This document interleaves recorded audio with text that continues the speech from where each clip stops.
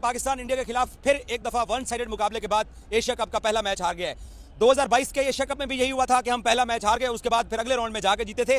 इस बार जिस तरीके से पाकिस्तान ने बैटिंग की है इंडिया के खिलाफ और जो हमारे प्लेयर खुदकुशी करके आउट हुए हैं, मुझे तो नहीं लगता कि 21 सितंबर को जो दूसरा मैच है उसमें शायद हम ये दावा करने की पोजीशन में भी होंगे कि हम इस इंडियन टीम को हरा सकते हैं। जब दुबई से पाकिस्तानी शायकीन आप देख सकते हैं, इनके चेहरे देख सकते हैं, एक उम्मीद के साथ आए कि भारत के खिलाफ हमेशा जो चलता आ रहा है कि इस मैदान में आएंगे और बुरी तरह से हार के वापस चले जाएंगे। आज पाकिस्तानी फैंस के ऊपर जो मायूसी थी, मैं पहले भी हम हारते हैं, 13 में से हम 10 हारे हैं, 3 ही जीते हैं, मगर ये मायूसी मैंने कभी पहले नहीं देखी। आप समझ सकते हैं कि सिनेरियो क्या था पाकिस्तान भारत का। और आम क्रिकेट फैंस हैं, इसको पॉलिटिकल को स्पोर्ट्स के अंदर तोलते हैं। मसला ये नहीं कि पाकिस्तान हारा है, मसला ये नहीं कि पाकिस्तान हारा है, अफसोस इस बात का है कोई लड़के खेला ही नहीं है।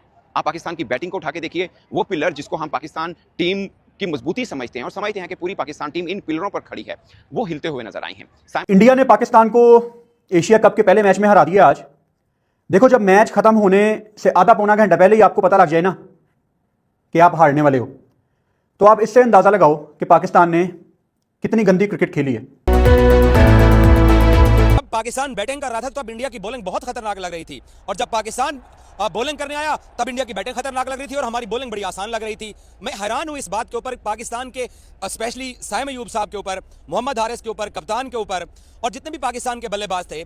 साइम अयूब का काम बैटिंग करना है, और वो इंडियन बैट्समैन आप देख लें कि अभिषेक शर्मा ने कैसे बैटिंग की है, कैसे उसने अटैक किया है पाकिस्तानी बॉलर्स के ऊपर, किस तरीके से उसने शाहीन शाह अफरीदी को शॉट्स लगाए हैं। लेकिन जब हम बैटिंग कर रहे थे तो खुदा की कसम ऐसे लग रहा था कि दुनिया का सबसे मुश्किल तरीन काम बैटिंग का है, जो कि हमने पाकिस्तानी लड़कों को करने के लिए दे दिया है। साहबजादा फरहान एक एंड तक खड़े रहे, लेकिन क्योंकि दूसरे एंड से विकेटें गिरती रही हैं, पाकिस्तान के इन बल्लेबाजों को, बाबर आजम और रिजवान को पाकिस्तान ने बिठा के चांस दिया है। इनको अपनी इस स्पॉट की, इस जगह की, इस सिलेक्शन की, इस मकाम की, इस अपॉर्चुनिटी की रिस्पेक्ट करनी चाहिए। दुबई से पाकिस्तानी शायकीन आप देख सकते हैं, इनके चेहरे देख सकते हैं, एक उम्मीद के साथ आए कि भारत के खिलाफ हमेशा जो चलता आ रहा है कि इस मैदान में आएंगे और बुरी तरह से हार के वापस चले जाएंगे। आज पाकिस्तानी फैंस के ऊपर जो मायूसी थी, मैं पहले भी हम हारते हैं, 13 में से हम 10 हारे हैं, 3 ही जीते हैं, मगर ये मायूसी मैंने कभी पहले नहीं देखी। आप समझ सकते हैं कि सिनेरियो क्या था पाकिस्तान भारत का। और आम क्रिकेट फैंस हैं, इसको पॉलिटिकल को स्पोर्ट्स के अंदर तोलते हैं। मसला ये नहीं कि पाकिस्तान हारा है, मसला ये नहीं कि पाकिस्तान हारा है, अफसोस इस बात का है कोई लड़के खेला ही नहीं है। आप पाकिस्तान की बैटिंग को उठा के देखिए, वो पिलर जिसको हम पाकिस्तान टीम की मजबूती समझते हैं और समझते हैं कि पूरी पाकिस्तान टीम इन पिलरों पर खड़ी है, वो हिलते हुए नजर आए हैं। आप भारत के खिलाफ खेल रहे हैं, यहाँ पे हो सकता है कप्तान 13 बॉलों पर 3 रन बना रहे हैं और ऐसा लग रहा है कि अक्षर पटेल को पढ़ ही नहीं पा रहे। एक डर जो हमें मैच से पहले था वो अब भी नजर आया कि हमारे जो बैटर हैं स्पिनर्स के हाथ नहीं पड़ पा रहे हैं। माइक हसन ने कहा था, ये क्यों कहा जाता है कि हमारे बैटर स्पिनर्स को नहीं खेलते? ये इसलिए कहा जाता है कि 4 ओवर में कुलदीप यादव ने 18 रन देकर 3 आउट किए। ये इसलिए कहा जाता है कि 4 ओवर में अक्षर पटेल ने 18 रन देकर 2 आउट किए और 4 ही ओवर में वरुण चक्रवर्ती ने 24 रन देकर विकेट लिया। सो कुल मिलाकर 12 ओवर्स बनते हैं 3 स्पिनर्स के, 60 रन देकर 6 खिलाड़ियों को उन्होंने आउट किया है। सो कैलकुलेशन बताती है कि हर मैच के बाद पाकिस्तानी बल्लेबाजों का स्पिनर्स के खिलाफ रिकॉर्ड बहुत ही बुरा है। 62 अगर आप डॉट बॉल खेलेंगे और खासकर स्पिनर्स को इस तरह से खेलेंगे, जिनके बारे में ये माना जाता था कि सब कॉन्टिनेंट के अंदर पाकिस्तानी बल्लेबाज थोड़ा बेहतर खेलते हैं, स्पिनर्स भी हम बेहतर खेल लेते हैं, मगर आज मानना पड़ेगा कि क्वालिटी स्पिनर छोड़ दिए, क्वालिटी स्पिनर्स के आगे हम बिल्कुल गूंगे बहरे नजर आए हैं। हमारे बल्लेबाज कहीं पर कुछ दम नहीं दिखा पाए। सो ये एक राज था जो अब सबको पता चल चुका है कि पाकिस्तान टीम को गिराना है तो स्पिनर्स को ले आए। साइम अयूब एक बैटर जो कि कभी कभी ओमान, दुबई शुबई के अगेंस्ट बॉलिंग कर लेता है, उसको आप अभिषेक शर्मा के आगे फेंक दोगे? अभिषेक शर्मा को दुनिया का कोई बेस्ट बॉलर भी बॉल कर रहा हो ना, वो उसको चार्ज करेगा। अब इंडिया ये तवक्को नहीं कर रहा था कि बुमराह को इतनी हेल्प मिलेगी। जब एक आधा बॉल बुमराह का बड़ा स्विंग हुआ तो सूर्या कुमार यादव का रिएक्शन मुझे याद है, ही वाज शॉक्ड कि यार अच्छी खासी बॉल मूव हो रही है। तो वो 5-10 मिनट शुरू वाले बड़े मुश्किल थे, फिर सोने पे सुहागा। आज साइम अयूब भी दोबारा से पहली बॉल पे आउट हो गए, पांड्या ने उनको आउट किया, बुमराह ने ही उनका कैच लिया। अब साइम अयूब के ऊपर एक अननेसेसरी प्रेशर बनेगा गोइंग फॉरवर्ड, क्योंकि पाकिस्तान ने जबरदस्ती उसको क्रूशल मौकों पे बॉल देना शुरू कर दी है। मैं आपको पहले भी बता रहा था, बार बार बता रहा था कि साइम अयूब जब किसी तगड़ी ऑपोजिशन के अगेंस्ट आएगा, आई एम नॉट श्योर जिस तरह की रिस्क वाली क्रिकेट अभिषेक खेलता है, यार उसने रन्स की तरफ जाना था। वहां पे आपके पास कोई बेहतर ऑप्शन होनी चाहिए थी। शायद नए बॉल के साथ आप नवाज से शुरुआत कर सकते थे, वो अभी इतनी अच्छी बॉल करके आ रहा है। शायद आप अबरार को एक ओवर दे देते। शायद वो शुरू में पहले 5 मिनट के अंदर इंडिया ने जो ऐसे करके 40 कर लिया ना, शायद वो ना बनता। उसने आपकी कमर तोड़ी है। साइम आपको विकेट दे गया, लेकिन जो तरीकाकार था इंडिया का खेलने का, विकेट शायद किसी और को भी मिल जाती, लेकिन इतने रन ना पड़ते। फिर शाहीन, चलो पाकिस्तान की बॉलिंग पे आऊंगा तो शाहीन पे भी करूंगा बात। तो वहां से जसप्रीत बुमराह और पांड्या दोनों ने बड़ा डिसेंट स्टार्ट प्रोवाइड किया, और सूर्या कुमार यादव ने एक चीज बड़ी अच्छी की कैप्टनसी में कि उन्होंने जसप्रीत बुमराह को तीसरा ओवर भी करवाया, क्योंकि एक ही मेन फास्ट बॉलर था ना।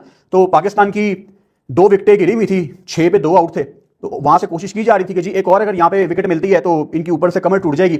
वहां सबको पता था कि रिजल्ट यही होने वाला है, फिर भी हम लोग इस उम्मीद से, पाकिस्तान इस उम्मीद से देख रहा था मैच कि काश कोई चमत्कार हो जाए तो हम मैच जीत जाएंगे। जितने भी पाकिस्तानी यूट्यूबर न्यूज चैनल वाले हैं अपने यूट्यूब पे लाइव थे कि इस मोमेंट को हम कैमरे में कैप्चर करेंगे या लाइव कैप्चर करके हम बोलेंगे तो दुनिया देखेगी। लेकिन सबको पता था रिजल्ट क्या होने वाला है, पाकिस्तानियों को भी कहीं ना कहीं पता था रिजल्ट क्या होने वाला था, लेकिन इस उम्मीद से देख रहे थे कि शायद ऊपर वाला कोई चमत्कार कर दे तो हम ये मैच जीत सकते हैं। लेकिन होना क्या है, इंडियन बैटिंग बॉलिंग लाइनअप क्या है वो सबको पता है। इस समय पाकिस्तान की बैटिंग बॉलिंग लाइनअप क्या है वो भी सबको पता है। फिर ये एशिया कप में तो पहली बात इंडिया को खेलना ही नहीं चाहिए था, बोलना चाहिए था भाई साहब तुम बच्चे हो, आपस में खेल के अपना एशिया कप बांट लो, क्योंकि हम इसमें इन्वॉल्व नहीं होंगे, क्योंकि हमारे आगे तो तुम बच्चे ही हो, हम तुम्हें खा पी जाएंगे, 2 मिनट लगेगा। वही हुआ भी है। आप जरा सोचिए, ये लोग 20 ओवर में 127 रन पे पूरी टीम सिमट गई, लेकिन इंडिया ने महज 15 ओवर में मैच जीत लिया। अब बताइए बाकी का जो ओवर है अगर जो मारने पे आ जाए तो उसमें तो मुझे लगता है पहले इंडिया खेलती तो 200 रन मारती है, 100% गारंटी है कि 200 रन मारती।